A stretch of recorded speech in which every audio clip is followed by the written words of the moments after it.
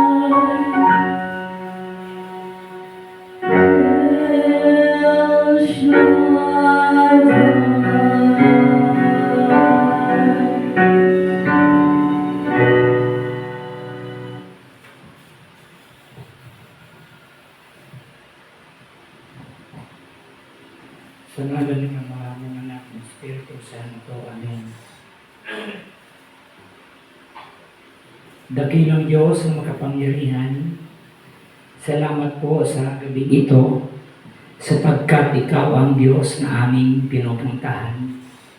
Panginoon, salamat po sapagkat sa pagkakataon na wala na kaming ibang inaasahan. Sa sitwasyon na wala na kaming mapupuntahan, Ikaw lamang ang makapangyarihan mong kamay ang siyang aming maaasahan. Sa gabi ito, dalangin po namin na kami po'y iyong pakalinisin. Loobin mo, Panginoon, na ikaw ang siyang magsalita sa bawat isa.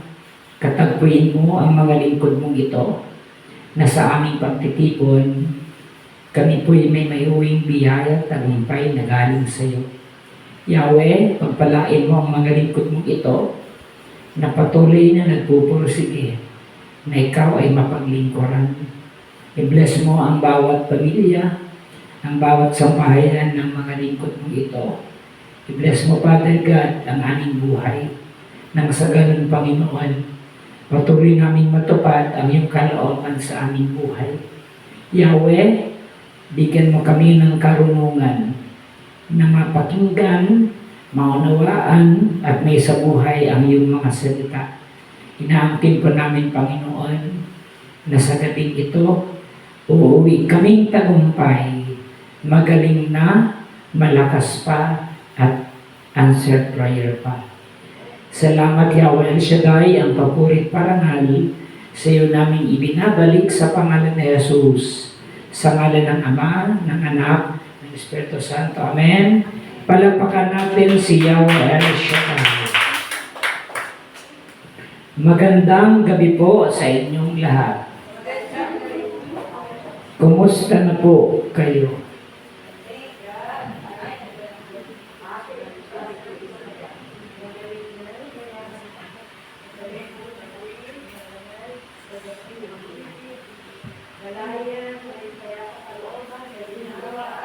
Amen. Palakpakan natin ang Panginoon.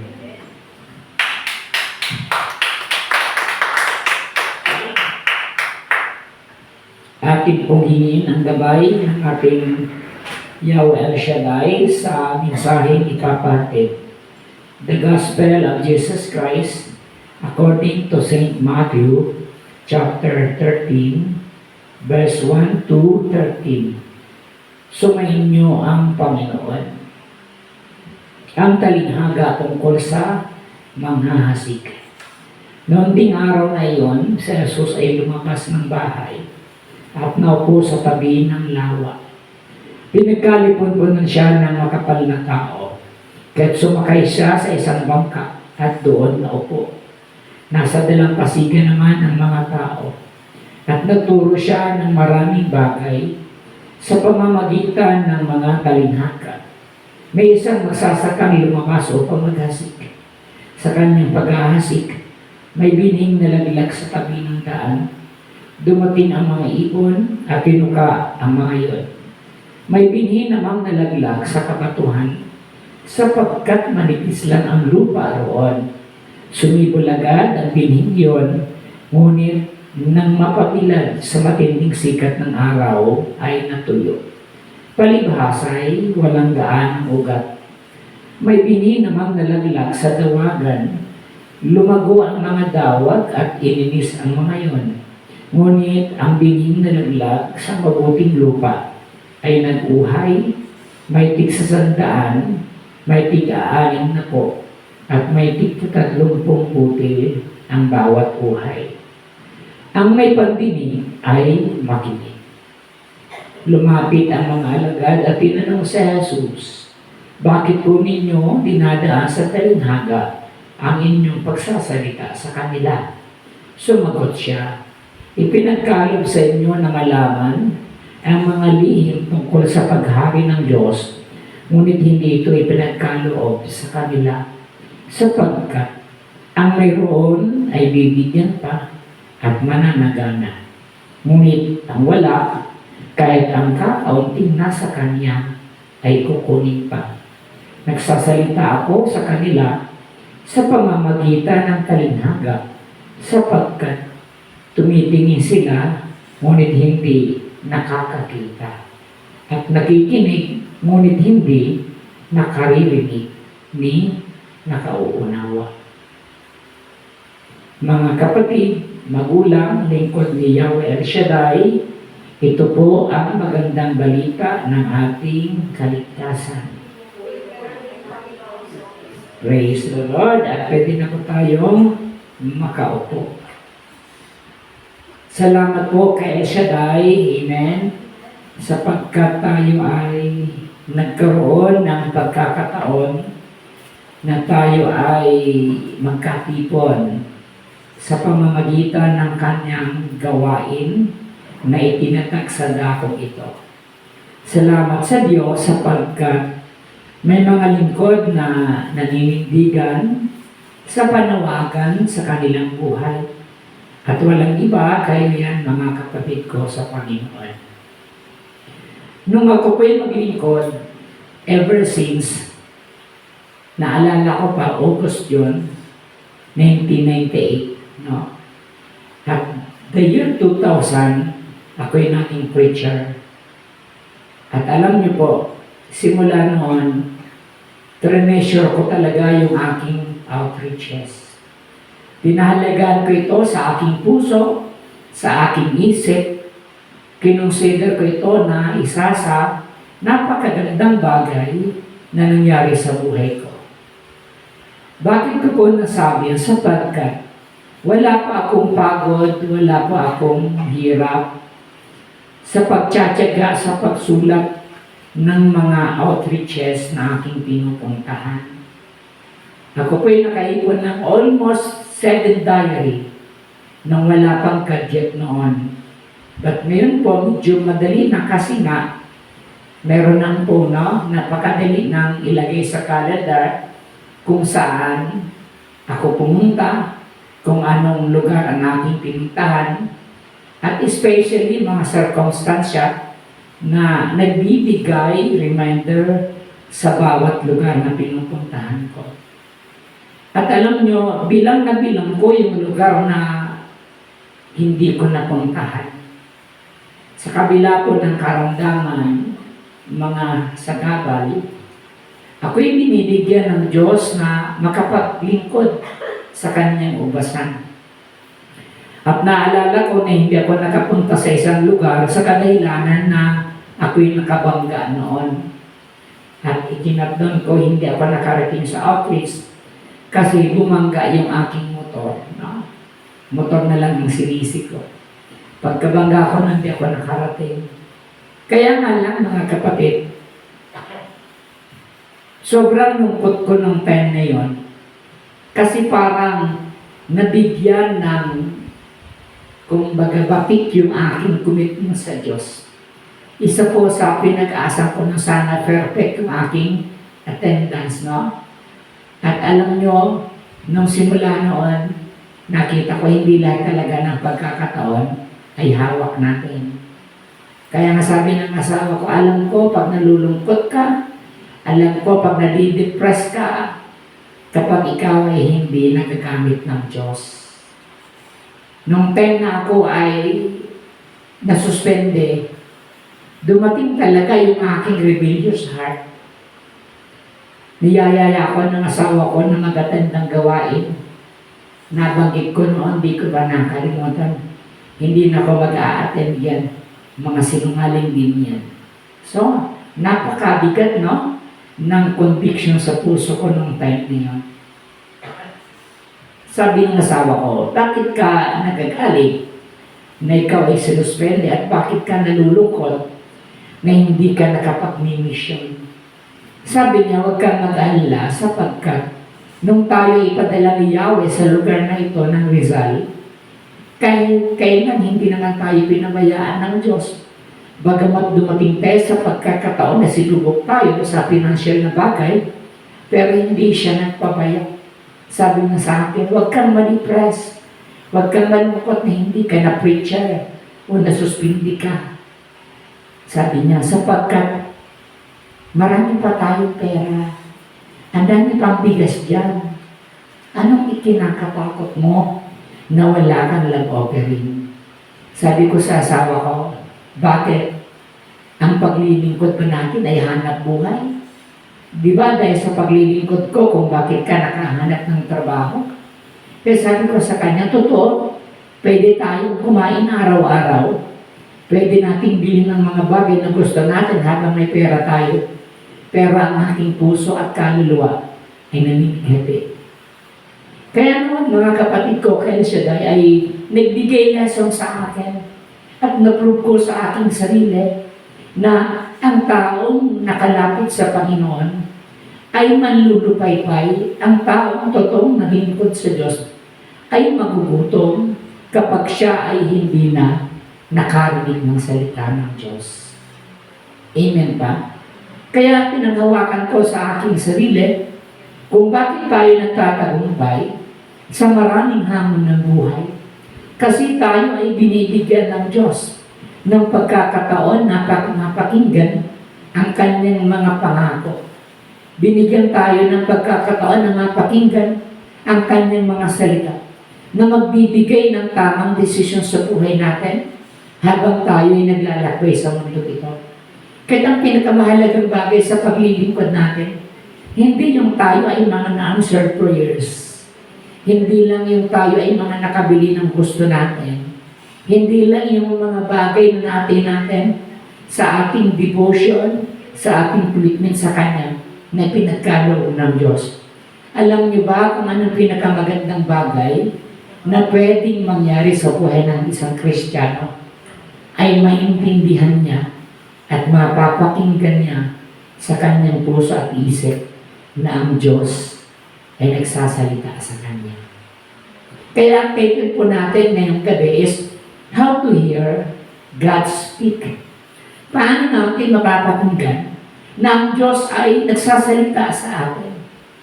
Malungkot nang sabihin, mga kapatid, maraming Kristiyano na lumalakas ang sigaw, lumalakas ang talon, sa pag napapakinggan ang mga pangako ng Diyos. Mga pangako na tanging sa kamay lang at sa kapangyarihan lang ng Diyos ito yung mangyayari. Kapag nakakarinig sila ng pangako ng Diyos, nawawala yung takot nila, nawawala yung lungkot nila. Kaya nga lang ang problema pagdating sa bahay, simpleng problema na wedding lang. Bakit? Hindi gaanong nakaugat ang salita ng Diyos sa puso at isip nila. Kaya bilang isang lingkod ng Panginoon, unang dapat ma-attain ng isang Christian is how to hear God speak. Paano natin maiintindihan na talagang nakikiusap ang Diyos sa buhay natin. Pag tayo ay nanalangin, umiyak tayo sa Kanya, lumalapit tayo sa Kanya, hindi naman siya nagsasalita. Amen? Hindi naman siya sumasagot literal. Hindi niya naman sinasabi ang kanyang tugon sa pamamagitan ng ating pandinig ng tenga natin na napapakinggan. Kaya isang himala sa buhay ng isang tao na magkaroon siya ng abilidad at kakayahan na maunawaan kung paano ang Diyos nagsasalita sa Kanya. At ito yung tanging sandigan ng isang Kristiyano. Ano man ang mga pagsubok na dumating at mangyari sa buhay natin, mga kapatid. Alam natin na ang salita ng Panginoon ay malalim na nakaugat sa ating pagkatao. Unang bagay na dapat na ilagay natin sa ating kamalayan bilang isang lingkod ng Diyos na patuloy na nagpupursige na makapaglingkod sa Kanya is to prepare the soil of your heart. Kagaya po ng butil na ating napakinggan ayon sa talinghaga, iba't ibang lupa pero isang butil, pero iba't iba ang pagtubo. Na? Maraming Kristiyano na hindi talaga lubusang lumago. Napakabilis sabihin, brother, pinagpala ka, may kotse ka na. Sister, pinagpala ka, marami kang pera. Sister, pinagpala ka, answered prayer ka na. Pero, bihira kong marinig, sister, brother, pinagpala ka na kasi nagbago ka na. Nakukuha na. Mangyayari ang pagbabago sa buhay ng isang tao kapag ang kanyang salita ay maayos na naitanim sa puso ng bawat tao. Ang ating puso ay disposisyon sa harapan ng Diyos sa araw-araw. Ito ang tanging sandigan natin sa bawat laban, sa bawat sirkumstansya ng buhay natin. Jesus teaches that the condition of the heart determines whether God's word takes root or a humble, teachable, and repentant heart is ready to hear God's voice. Ang Panginoon ang nakakaalam ng kondisyon ng ating puso. Kung ang puso natin ay marunong magpakumbaba, kung ang puso natin ay teachable o marunong turuan, o nagbabago at handang makinig ng kanyang salita. Listen to God's voice, mga kapatid, ay hindi nababase sa ating mga pagsasalita, kundi ito'y nakabase sa pamamagitan ng tinatawag na the art of listening. Ang kakayahan nating makinig. Amen po ba? Nakakita na ba kayo ng mag-asawa na nag-aaway, parehas sa sasalita, kahit kailan di sila magkakaintindihan? Wala pang nag-aaway na nagkaintindihan kapag parehas silang nagsasalita. Amen ba? Sapagkat ang kanilang purpose, masabi ang kanilang gusto, ang kanilang layunin, pero wala silang kakayahan na makinig sa kanilang kausap, sapagkat ang gusto nilang sabihin ay yung kanilang nasa puso. Kaya minsan, ang pinakamahalagang bagay para mangyari sa buhay natin ay hindi manggagaling sa paglabas ng ating bibig, kundi sa pakikinig ng totoo at tunay patungo sa ating puso. We have to cultivate our heart bago mangyari ang katagumpayan ng pagdating ng salita ng Panginoon sa puso natin. Remove the distractions. Kapag na-prepare mo na yung lupa ng puso mo, kailangan alisin ang mga distractions. Hindi mailalagay ang salita ng Diyos, ang pangako ng Panginoon, sa pusong punong-puno ng burden at distraction. Amen ba? Hindi tayo, walang mapaglalagyan ng lugar ang salita ng Diyos sa puso natin kapag ito ay crowded by worry, wealth, and worldly desires. This distraction can drown out God's praises. Maraming Kristiyano, mga kapatid, they are distracted of many things. Kaya ang paglilingkod nila hanggang balat na lang. Hindi tumatagos sa buong pagkatao kasi hindi dumarating sa kaibuturan ng ating puso at kaluluwa. Why? We have many distractions.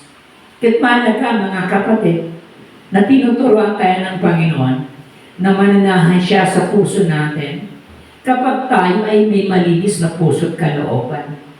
At ang distraction na yun ay kasama natin araw-araw na siyang sisira sa ating buhay.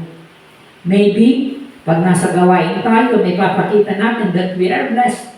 Pero pag uwi natin sa bahay, na ewan sa El Shaddai sa prayer meeting. Amen po ba? Kahit mahalaga, sabi ko nga sa isang choir, Brother Chief, pag ako ay nag-worship, kapag tayo ay nag-aawitan, sobrang saya ko. Kaya nga lang, pag nag-uwian na tayo, nalulungkot na ako. Kasi doon sa bahay namin, nandoon yung mga kontratida. Sabi ko sa kanya, Sister, kung natutuwa ka sa gawain ng El Shaddai, dalhin mo si El Shaddai sa inyong tahanan. Yun yung goal natin, no? Yun ang purpose natin kung bakit kailangan muna tayong tumanggap ng salita ng Diyos at lumubos sa puso natin. Nang sa ganon, hindi man natin sadyain, hindi man natin gawing may kaalaman, kusang mararamdaman ng nasa palibot natin, ng nakakausap natin, na tayo ay may malagong espiritual sa buhay na ito. Amen ba? Malalaman mo ang tao hindi lang sa isang usapan, but along the way, mga kapatid, magkakakita, magkakaalaman ang bawat tao kapag sila ay matagal na at malilip nag-usap sa kanilang buhay. Kaya ang magandang bagay na dapat nating gawin, hindi lang sa ating kapwa, is to remove the distraction.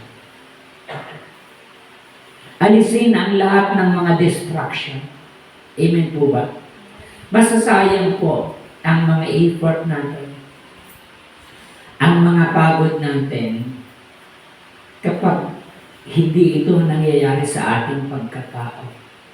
Sayang naman, anak tayo ng El Shaddai, kundi konting sit-sit lang ng kalaban, hindi na natin alam kung saan tayo tatakbo. Amen. Pero kapag tayo ay may katiyakan sa ating pagkatao, kapag tayo ay may kaalaman na tunay ng Panginoon nang siyang nasa puso at isip natin, mga kapatid, hindi mo hayaan na manatili sa pagkatao natin ang siyang nagpapagulo ng ating buhay. Persevere through trials. Nagpakatibay sa pamamagitan ng pagsubok. The rocky soil receives the word with joy, but quickly falls away when difficulties come. Ang buto daw na itinanim sa batuhan, lumago agad, pero namatay din agad sapagkat nasa batuhan. Kaya anong ibig sabihin? We have to persevere through trials. Na maging matatag tayo sa pamamagitan ng mga pagsubok. Amen po ba? Sabi nga sa nabasa ko minsan, ang pagsubok daw, ang karamdaman,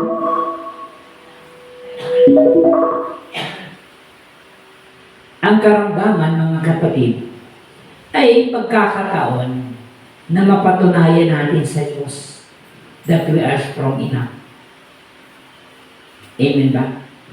Ang katatagan ng tao, ang katatagan daw ng isang bahay, nasusukat ang isang tibay ng isang establishment, isang bahay, depende sa bagyo na kanyang dinaanan. Habang nagtambay ako kanina, mga 5 o'clock, nakita ko yung 340 years ng simbahan na ito. Kaya ginawa ko nga ng vlog yung simbahan na ito. No? Sabi ko, 340 years. But if we compare to eternity, walang-wala kayo. Amen? Napakahalaga na makita natin yung time frame ng ating paglilingkod. Makita natin, hindi lang kung gaano tayo katagal, kundi kung ano nga ba talaga ang mga nagbago sa buhay natin, mga kapatid. Hearing God also means trusting and obeying Him when life is hard. No? Masarap mag-worship kapag walang masyadong problema. Masarap mag-worship kapag wala kang karamdaman. Kapag wala kang iniinda sa katawan. Amen? Pero, hindi ito napag-group sa pamamagitan ng ating comfort. Ang bibilangin ng Diyos sa atin. How we serve Him even in trials. Kasi sabi ng Panginoon, my son, if you want to serve me, prepare for the trials. Because as human being, we are only limited being. Sabi ko nga, ang tao ay napaka-fragile. Tayo ay napaka-babasagin. Maambon ng kalangan minsan, pwede kang sipunin. Makainom ka lang ng malamig na tubig na hindi ka pa kumain, mapapasma ka. Ganon, kawik yung buhay natin. Amen ba? Kahit na nananampalataya tayo, naglilingkod tayo, kahit na banal pa tayo, kapag pinabayaan din natin yung ating katawan, we will undergo trials. Hindi tayo palalampasin ng naturalesa ng mundong ito, na alam natin na ang Diyos binigyan tayo ng kalayaan, na mag-isip ng tama, na mag-isip ng tamang daan patungo sa Kanya. Amen po ba? Kaya pinakamahalagang bagay is to persevere through trials. And after those trials, mga kapatid, we are stronger more than enough. We're stronger more than that we do before. Amen ba? Naalala ko mga kapatid, na-share ko na ito sa inyo minsan. Pag nagte-text na yung aking mga kasambahay, yung aming pamilya, nung nabubuhay pa yung mga magulang ko, ako'y kinakabahan na. Kasi bira silang mag-text sa akin. Tatandaan kapag sila'y nagte-text, siguradong may problema. Kasi magpapapray, tatawag. Kaya pag may nag-text, nasanay na ako ang tanong ko, anong problema? No? At alam nyo, along the way, nasanay na rin ako.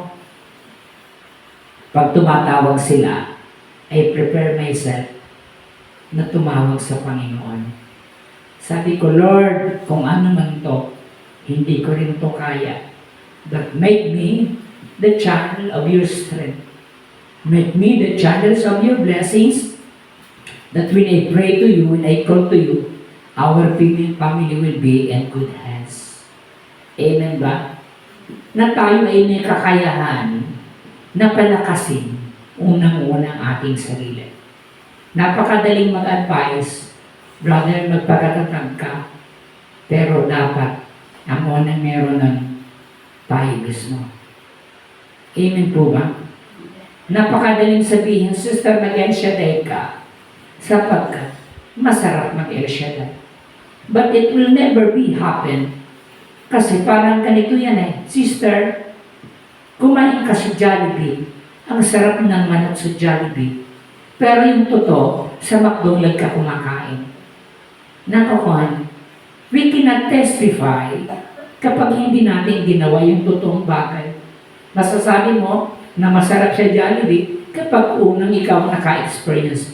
Pero pag narinig mo lang yun, wala pang assurance. Ang mapapatunayan mo lamang yung karanasan mo na masarap din sa McDonald's. Nakakuha niya, ito yung aking pet mga kapatid. Ang tunay na ebidensya ng paglilingkod natin ay hindi lang sa attendance, hindi lang sa tayo ay laging nag-a-attend, kundi sa pagkakataon na tayo ay lumalago. Seek understanding. Ito yung pinaka-crucials na nakakalimutan ng maraming Christians. Ito yung isimplify ko yung sabi ng Brother Mike. When you are in trouble, don't panic. When you are in hardships, don't panic. Kapag gulong-gulo ka na, huwag kang maingay. Tumigil ka, maupo ka, at makiusap ka sa Diyos. Sometimes, hindi lahat ng bagay nakukuha sa pagmamadali. May mga bagay sa buhay natin na kailangan mo lang ilapit sa Diyos. At ito yung magandang bagay na ibigay sa atin ng Diyos ng discernment, that to seek an understanding. Magiging tayong marunong, matalino at may wisdom na galing sa Panginoon sa pamamagitan ng kanyang mga salita. Jesus explained that God's soil is not only hears the word, but understand it. Hindi lang daw pinapakinggan, kundi iniintindi. We hear God's more clearly when we study scriptures, pray for wisdom, and ask the Holy Spirit for understanding. Kapag ang gabay natin ay ang Panginoon sa araw-araw, He will guide us. Magugulat ka na lang kasi mga decision mo, mga ginagawa mo, mga lakad natin ay mayroong katagumpayan sa buhay. We have to respond with obedience. The good soil produces a harvest because it acts as what it hears. Gumagalaw siya ayon sa kanyang napapakinggan. God's voice is best recognized by those who obey what He has already revealed. No? Ang boses ng Diyos ay napaka-the best kapag na-recognize ng tao na sumunod kung ano ang mahalagang bagay na ipinakita sa Kanya. Amen po ba? Magandang gabi po sa inyong lahat.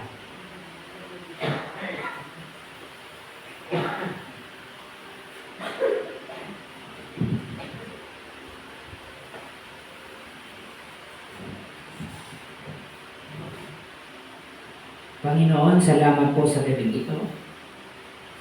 Hayaan mo na kami po ay magtiwala sa iyo. Hayaan mo, Panginoon, na matuto kami umasa sa mga salita mo. At kami po ay manindigan sa mga pangako mo. Na huwag kaming madaig ng anumang maraming hamon sa buhay. Kaya sa gabing ito, kausapin mo kami sa pamamagitan ng iyong mga mensahe, ng mga awitin mo, na sa ganun ng aming buhay ay patuloy na magtagumpay.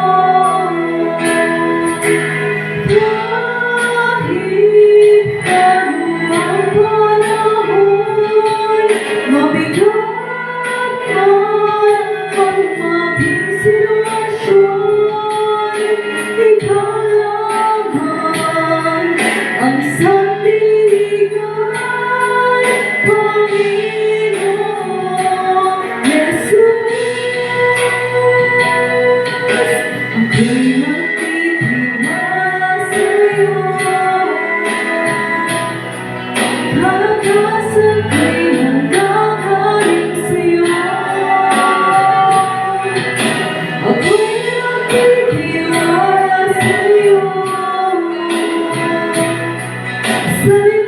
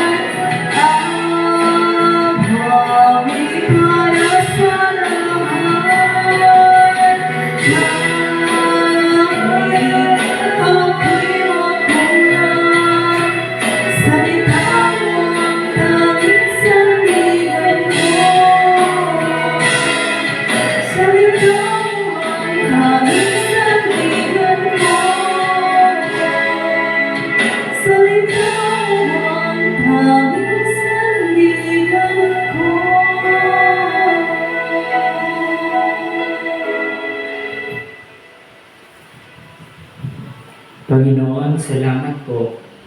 Salita mo ang tanging sandigan namin. Nagkatipon kami, hindi sa ano pa mang bagay, kundi sa mga salita mong magiging tagumpay sa buhay namin. Turuan mo kaming makinig ng tama at isabuhay ng wasto ang salita mo, Panginoon. I-bless mo ang mga lingkod mong ito, sampu ng aming pamilya. Huwag mo kaming pabayaan, Yahweh.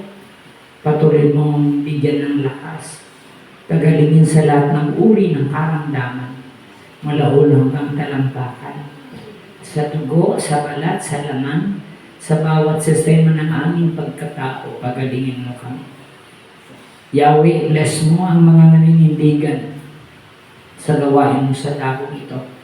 Mag-raise up ka ng maraming maglilingkod sa iyo. Tumawag ka ng mga awit mo at manunugtog ng saganan, Panginoon. Patuloy na lumago ang gawain mo sa dakong ito. I-bless mo, Yahweh, ang mga lingkod mong ito na nagiging matatag sa paglilingkod nila. Na sa gitna ng walang manunugtog, sila ay nag-i-effort, Panginoon, para ikaw ay aming mapagpurihan, mapaglingkuran. Salamat, Yahweh, inangkin po namin ang tagumpay ng gabing ito sa pangalan ni Jesus, sa ngalan ng Ama, ng Anak, ng Espiritu Santo. Amen. Magandang gabi po. Give thanks to the great God.